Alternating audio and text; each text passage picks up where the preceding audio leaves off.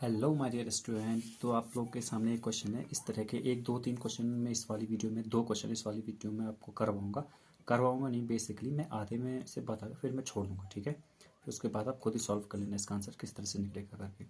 The point A B and C are the vertices of a right angle triangle. बच्चों अगर देखो, अगर एक राइट एंगल ट्रायंगल में ऐसे बनाना, यही तो होता है राइट एंगल ट्रायंगल, मतलब 90 डिग्री, और राइट एंगल एट बी, तो इसका मतलब ए यहाँ पे होगा और सी यहाँ पे होगा, या ए यहाँ पे या सी यहाँ पे, कहीं पर भी हो सकता है ना। बट बी पर 90 डिग्री है तो बी तो यहीं पर होगा और राइट एंगल है। तो क्या बोला है हमसे कि पॉइंट ए के जो कोऑर्डिनेट है वो 4,7 है, बी के जो कोऑर्डिनेट है वो P,3 है, सी के जो कोऑर्डिनेट है वो 7,3 है, ऐसे हैं, ठीक है। अब एक बात बताइए मुझे, जब ये पॉइंट हैं और राइट एंगल ट्रायंगल के पॉइंट है, तो मुझे एक बात बताना बच्चों, अगर मैं ये जो डिस्टेंस निकालूं, अगर मान लो ये 3i या 4i, तो ये हाइपोटेनियस हो जाएगी नहीं।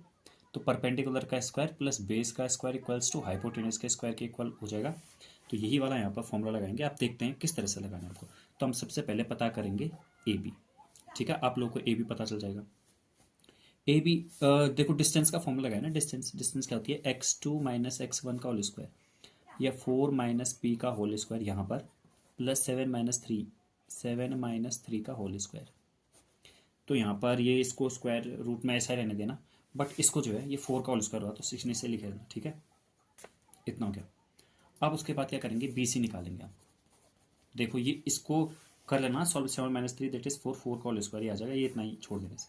बी सी, अब बी सी अगर हम निकालते हैं तो रूट होगा, मैं इसे मानता हूँ x2 y2, इसे x1 y1, तो x2 माइनस x1 का होल स्क्वायर यानी कि 7 माइनस पी का whole square, plus y2 minus y1 का होल स्क्वायर यानी कि 3 माइनस 3 का होल स्क्वायर सॉरी, ये जीरो लिख दिया मैंने।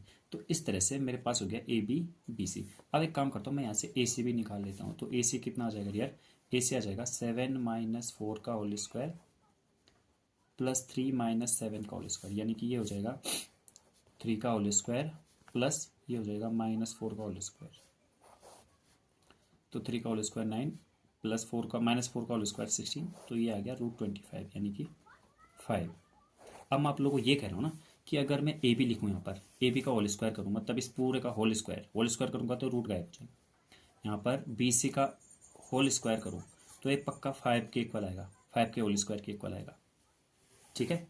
क्योंकि देखो ये तो रूट का हमने निकाल दिया ना 5, ठीक। तो इतना आ जाएगा, यानी कि ए सी के होल स्क्वायर के इक्वल आ जाएगा, ए सी के होल स्क्वायर के इक्वल आ जाएगा। ये कैसे लिखा मैंने, ये वाली बात कैसे लिखी, ये बात मैंने लिखी पाइथागोरस थ्योरम से, ये बात मैंने लिख दी। मैंने क्या किया, ए बी का स्क्वायर निकाला, बी सी का स्क्वायर निकाला, दोनों को प्लस किया, फिर ये आ गया। इसमें फिर करते करते कहीं ना कहीं पी की वैल्यू आ जाएगी हमारे पास, ठीक है बच्चों। तो ये था वाला क्वेश्चन। अब चलते हैं हम लोग नेक्स्ट क्वेश्चन की तरफ, जिसको मैं थोड़ा सा बताऊंगा आपको, बाकी आप लोग खुद ही सॉल्व करेंगे उसे, ठीक है। तो चलते हैं नेक्स्ट क्वेश्चन की तरफ। सो डियर स्टूडेंट, ये था हमारा नेक्स्ट वाला क्वेश्चन। इसमें ऐसा बोला है, find the 60th term of the AP, मतलब इस जो एपी लिखा है ना, इसकी 60th टर्म निकालनी है। If there are total 6 term, मतलब टोटली अगर टर्म 60 है, ठीक है, ये 1 2 3 4 ऐसा करके टोटल 60 तक टर्म्स हैं। तो हमें क्या पता करना है, find the sum of the last 3 terms, last के जो 3 टर्म होंगे उनका सम हमें पता करना है। तो कैसे करेंगे देखिए। तो सबसे पहले मैं A60 निकालूँ, A60 A प्लस 59 D होगा, इतना तो आपको पता ही है ना। चलो अब A60 निकालने से पहले अब मैं क्या करूँगा, ए की वैल्यू 8 है और डी की वैल्यू 2 आ गई। 10 में से 8 माइनस 2, 12 में से 10 माइनस 2, मेरे ख्याल से इतना आपको आता ही होगा। तो ए की वैल्यू 8 आ गई और डी की वैल्यू 2 आ गई। तो ऐसे A60 की वैल्यू अब हम इजीली निकाल पाएंगे। 59 इंटू 2 दैट इज 2 9 जा 10 का 8 करीबन 2 5 जा 10 और 1 11, यानी कि 126। अब हमारे पास A60 आ गया 126। अब ये बोल रहा है if there are total 6 term, अगर टोटल 60 टर्म है तो find the sum of last 3 terms बोला, नहीं लास्ट के 3 टर्म्स, लास्ट के 10 टर्म्स हो गए, लास्ट के 10 टर्म्स का सम। तो लास्ट के 10 टर्म का सम निकालना मुझे। देखिए बच्चों, मैं आपको बताता हूँ कि लास्ट के टर्म हम लोग कैसे लिखेंगे। वैसे लिखने का एक शॉर्ट मेथड भी हो, मैं आपको बताऊंगा। देखो लास्ट के 10 बोले ना, तो 51 से लेकर 60 तक में 10 टर्म आ जाएंगे, लेकिन हमको कैसे पता चलेगा, कोई बात नहीं, लिखिए 60 59 58 57 56 55 54 53 52 51। अब देखिए क्या 10 टर्म हो गए, 1 2 3 4 5 6 7 8 9 10, हाँ और लास्ट से हो गए ना, तो इनका टर्म निकालना है, यानी कि मुझे 51 की जरूरत होगी। तो A51 अगर मैं निकालता हूँ तो A प्लस 50D यानी कि कितना हो जाएगा 108 हो जाएगा। ठीक है, अब आपके पास A51 भी है और आपके पास कितना है A60 भी है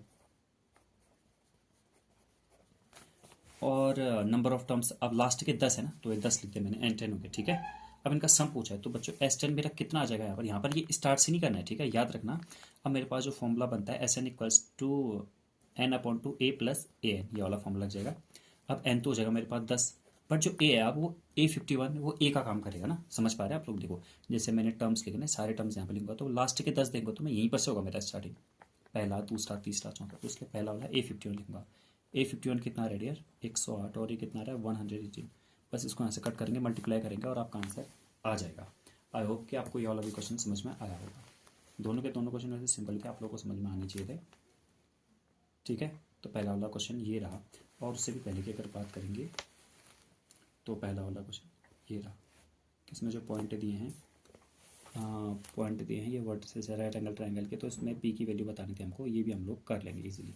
ठीक है बच्चों, तो आई होप कि आपको ये वाला वीडियो समझ में आएगा, वाला क्वेश्चन समझ में आएगा, इनके आगे आप खुद ही करेगा सॉल्व। ठीक है, तो मिलते हैं नेक्स्ट वाली वीडियो में, तब तक के लिए थैंक यू।